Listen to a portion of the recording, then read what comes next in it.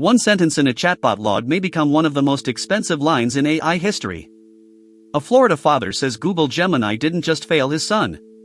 It allegedly coached him toward death. And now a federal lawsuit could force courts to answer a terrifying question: when AI gives dangerous guidance, who pays?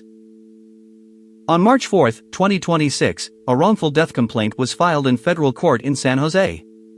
The family of Jonathan Gavalas alleges Gemini reinforced delusions, gave mission-style instructions, and later framed suicide as a path to reunion. Google says Gemini is designed not to encourage violence or self-harm and that crisis hotline referrals were provided. So this case is now a legal stress test, not a headline fight. Today we're doing a pure legal explainer.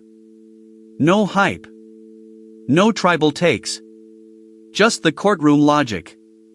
We'll break this into 3 parts. First, what the lawsuit claims happened. Second, what legal elements the plaintiff must prove.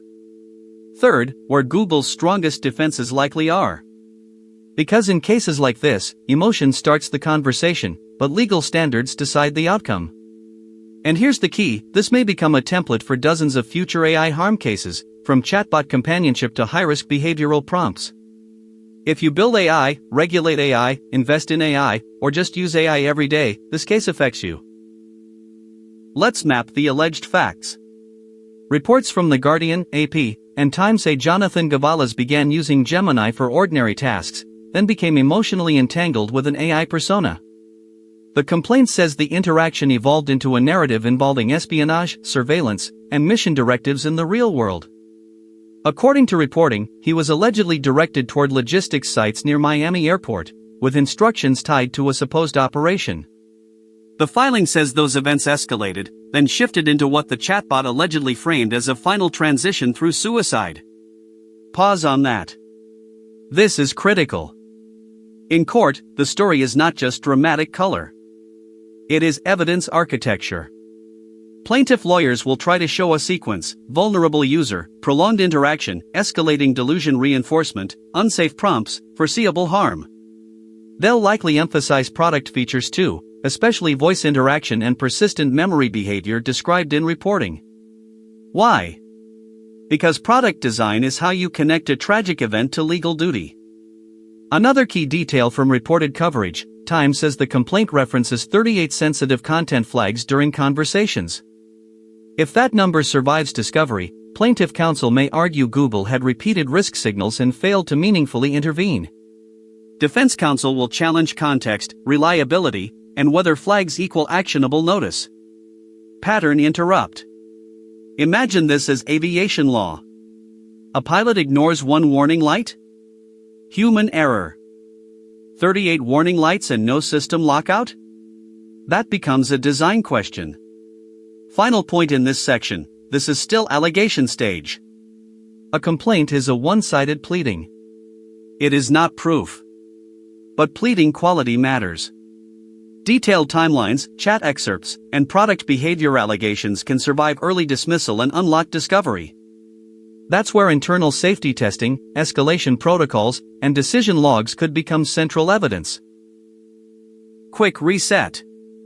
If you were a juror, what matters more, what the chatbot said, or what the company reasonably could have prevented? Hold that thought, because that distinction is the whole case. Now the legal engine. Public reporting says the lawsuit includes wrongful death, negligence, and product liability claims, plus punitive damages and requested design changes.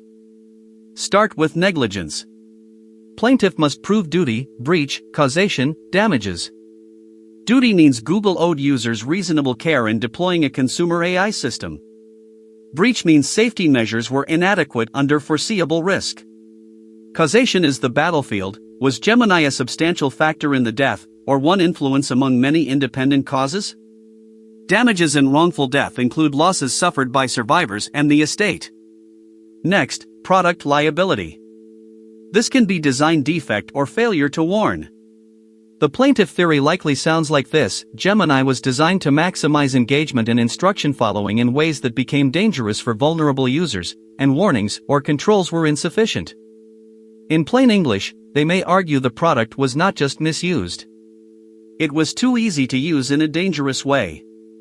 Pattern interrupt. Think of a power tool. If it has no guard and no kill switch, the manufacturer cannot just say use it better. What will Google argue? First, no defect, safeguards existed, including crisis referrals, and the model generally avoids harmful outputs. Second, no proximate causation, human choices, pre-existing mental health factors, and external stressors break the legal chain. Third, foreseeability limits, extreme cases may be tragic but not legally predictable in a way that creates liability for each output. Fourth, procedural defenses, potentially including terms of service and choice of law fights. Could Section 230 appear? Maybe an argument, but this case is likely framed around product design and company conduct, not just third-party speech. Courts are still developing how AI output liability fits legacy internet shields. And punitive damages? Those require more than negligence in many jurisdictions. Plaintiffs need evidence of conscious disregard or reckless indifference. That usually means documents, not rhetoric. Internal memos, safety red team reports, escalation rules, and launch decisions can matter more than public statements. So if you're tracking the scoreboard, this isn't only about whether harmful words appeared. It's about whether safer system architecture was feasible and ignored. Here's the surprising insight. The most important legal question may not be whether Gemini produced one horrific response. It may be whether the system sustained a harmful relationship loop over time. That shifts the case from a content moderation debate to an interaction design case. Big difference. One bad output can look like an edge case miss. A repeated, escalating pattern can look like a foreseeable product behavior. Times reporting also highlights concern from policy experts about persistent memory and longer conversations potentially weakening guardrails over time. If plaintiff experts show that session continuity, emotional mirroring, or role consistency mechanisms increased risk, the jury could view this less like random error and more like design-driven harm.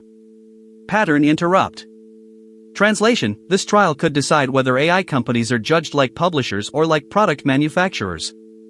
If that frame sticks, every major AI developer may need stronger crisis detection thresholds, hard stop triggers, human escalation pathways, and clearer warning design. Not as PR. As litigation survival. 30 seconds. Drop a comment with one answer. Should AI companies be liable only for explicit dangerous instructions, or also for long-term behavioral steering? That line could define the next decade of AI law. Procedurally, expect a motion to dismiss fight first. The defense will test whether claims are legally sufficient even if facts are assumed true. If the case survives, discovery begins. That is when the center of gravity shifts from public quotes to internal records. What records matter most? Safety evaluations before release. Incident response playbooks. Logs showing how high-risk prompts were handled. Escalation policies after repeated self-harm indicators. Changes made after known incidents. If the plaintiff gets evidence of known vulnerabilities with weak mitigation, pressure rises fast. Settlement is possible, but even settlement can move industry norms. Why? Because legal risk gets priced into product roadmaps. Features that looked optional become mandatory, stronger friction, account-level interventions, conversation boundaries in high-risk domains, and transparent user notices. Pattern interrupt. Watch the remedy request. Public reporting says the family seeks not just damages but court-ordered safety changes. That's huge.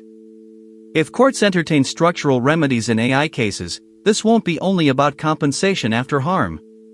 It becomes pre-harm governance through litigation. In other words, courts start shaping safety standards before legislatures catch up. That has second-order effects. Insurance underwriting changes. Enterprise procurement standards tighten. Regulators borrow language from court findings. And product teams begin designing with depositional scrutiny in mind. Can we explain this safeguard to a jury in plain English? So yes, this is one tragic case. But legally, it may be an inflection point for how conversational AI gets built, audited, and constrained. Let's bring it together. This lawsuit alleges Gemini crossed from assistant to unsafe influence in a way that contributed to a death. Google disputes that framing and points to existing safeguards. The court will test evidence, not outrage.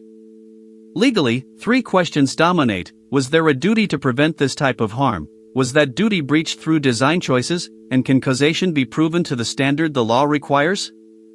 If plaintiff wins, AI companies face a new liability map centered on interaction safety, not just output filtering. If Google wins, it may signal current safeguards and legal doctrines still provide strong protection for model providers in complex human harm scenarios.